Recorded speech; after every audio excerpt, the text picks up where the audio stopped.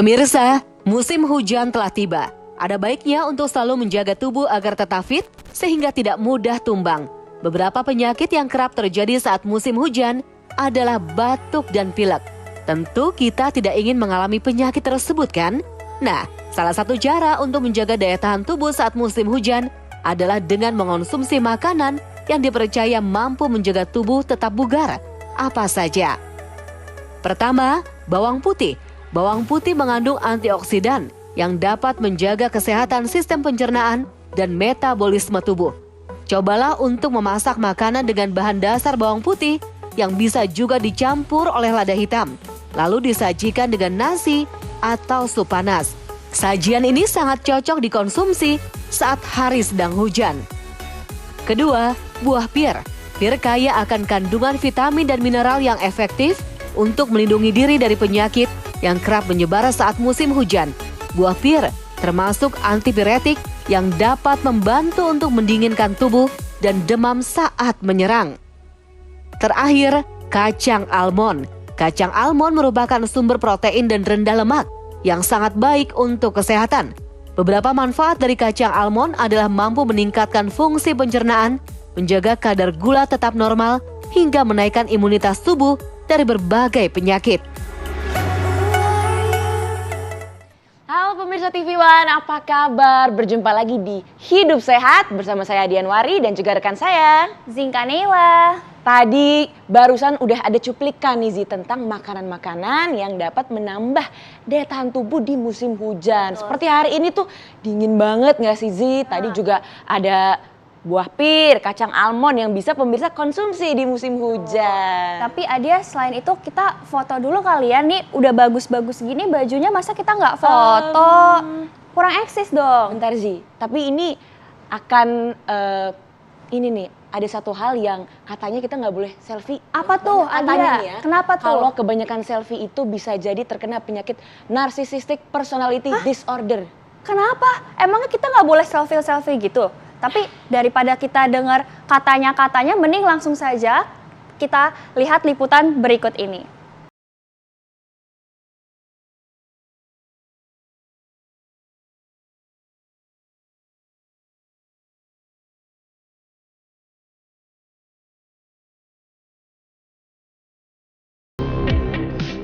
Pemirsa, siapakah di antara pemirsa yang seringkali melakukan swafoto atau populer dengan istilah selfie, kemudian memajangnya di media sosial pribadi, dan dengan bangga melakukannya berulang kali? Nah, dari banyaknya orang yang gemar melakukan foto selfie, biasanya mereka yang merasa memiliki paras yang cantik atau tampan, sehingga ia merasa pantas untuk dipuji dan dibanggakan. Perilaku ini kemudian dikenal di masyarakat dengan istilah narsis. Lantas benarkah jika perilaku gemar melakukan selfie termasuk dalam ciri-ciri gangguan mental yang disebut narcissistic personality disorder? Seperti apakah gejala serta pemicu dari munculnya gangguan mental narsisistik, serta bagaimana penanganannya? Dokter spesialis kedokteran jiwa akan menjelaskannya untuk pemirsa di rumah. Nah Zi, tadi kita udah ada nih cuplikan juga tentang penyakit narsisistik. Tadi kalau kamu misalnya suka foto-foto selfie terlalu berlebihan nih, bisa jadi, tapi belum tentu ya. Kita juga nggak boleh namanya self-diagnose. Jadi bisa jadi itu salah satu, bisa jadi salah satu itu kamu memiliki gangguan jiwa. Padahal aku kan suka banget nih Adia foto-foto selfie, kan aku merasa cantik, aku pengen posting di media sosial gitu. Gimana tuh Adia? Emang nggak boleh kita? Nah ini nih kita coba tanyakan langsung kepada narsum kita. Silakan Dokter Lahargo Kembaren, dokter spesialis kedokteran jiwa. Selamat pagi dokter. Pagi dokter. Salam sehat jiwa. Salam sehat dokter. Salam sehat. Gimana dokter kabarnya pada pagi hari ini yang musim hujan melanda lagi? Gimana dokter? Ya, kabarnya musim hujan, udaranya dingin, tetapi hati dan jiwa kita harus tetap semangat. Wah, tentunya. betul. Nah, kebetulan kita hari ini akan membahas tentang narsisistik nih dok. Katanya nih dok, fakta atau mitos seseorang yang gemar selfie dan sering memajang fotonya nih di sosial media, katanya itu bisa menjadi salah satu ciri-ciri orang yang terkena narsisistik. Fakta atau mitos dok? Ya, jadi yang namanya narsisistik itu merupakan bagian dari kehidupan kita. Ada yang ciri kepribadian narsisistik. Artinya dia melakukan suatu perilaku narsisistiknya itu tetapi dalam taraf yang wajar dan tidak sampai mengganggu relasi dengan orang lain, nggak membuat orang di sekelilingnya menjadi terganggu. Tetapi ada yang kita sebut sebagai gangguan kepribadian narsisistik atau narcissistic personality disorder. Berarti Nah, fakta ini atau sudah mitos dok ini?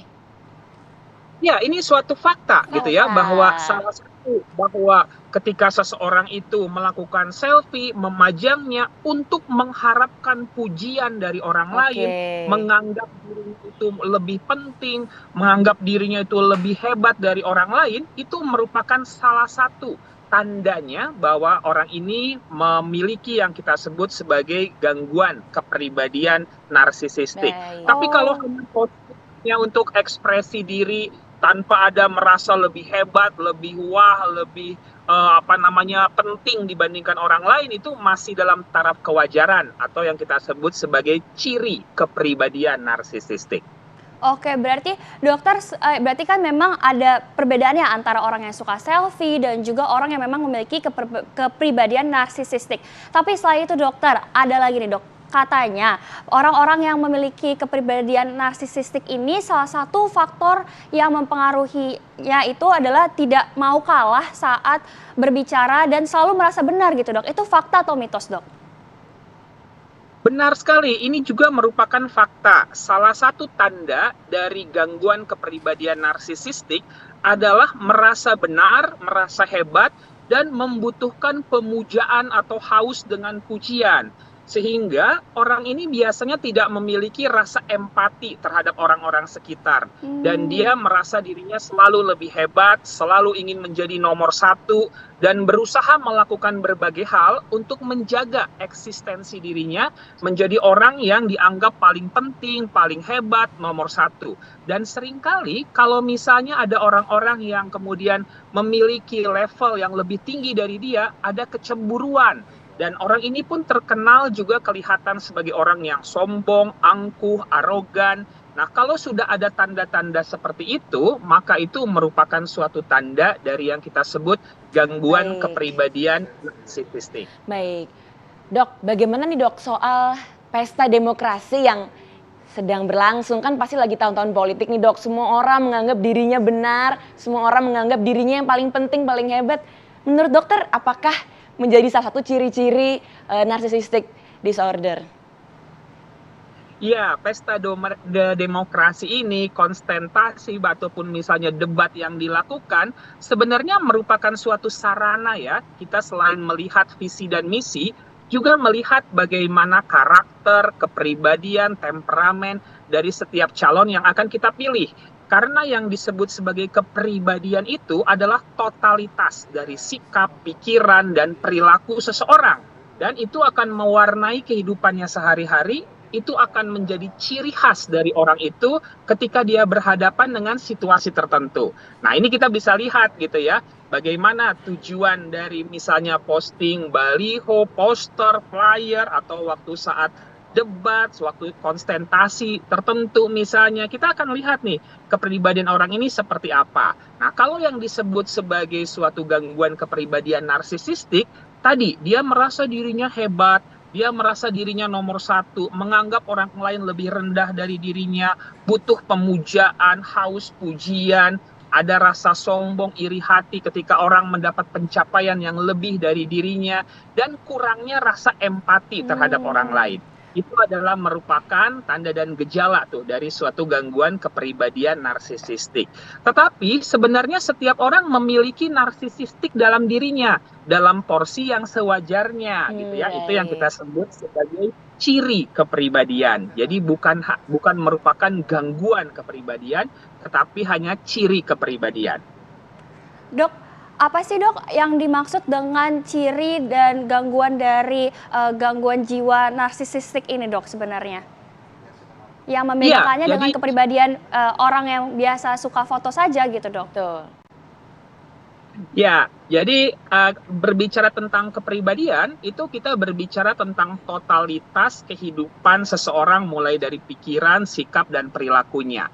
Kepribadian seseorang itu ditentukan oleh dua hal. Yang pertama yaitu dari karakternya yang merupakan warisan genetik. Seperti Oh, apa orang tuanya, maka dia pun kurang lebih akan mewarisi sifat-sifat tersebut. Baik. Tetapi yang kedua, dia adalah juga ditentukan oleh pengalaman kehidupannya. Oke. Bagaimana dia mengalami peristiwa-peristiwa kehidupan, menyikapinya, bagaimana perjalanan dari kehidupannya, itulah juga yang akan menentukan kepribadian seseorang.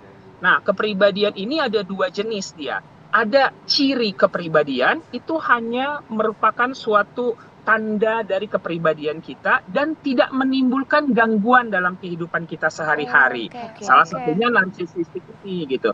Tetapi kalau sudah gangguan kepribadian, selain dari gejala-gejala narsisistiknya tadi itu muncul, dia sudah menimbulkan penderitaan, menimbulkan gangguan relasi, dan menimbulkan banyak masalah dalam kehidupannya sehari-hari.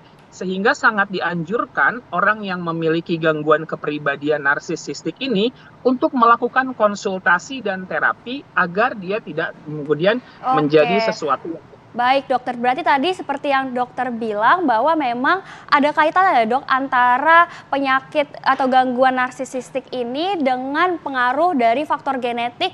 Ini fakta atau mitos, tapi jangan dijawab dulu dokter, kita akan lanjutkan setelah yang satu ini.